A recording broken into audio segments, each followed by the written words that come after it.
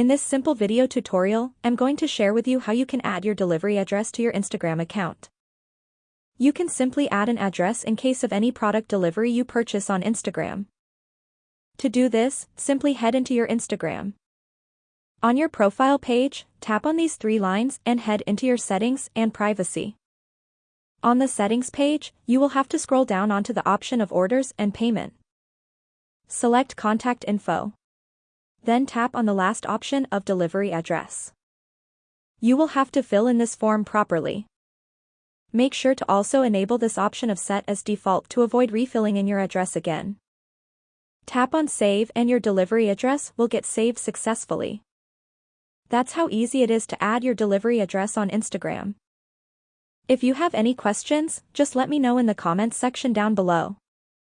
Please don't forget to leave a like, share and subscribe for more video tutorials like this one.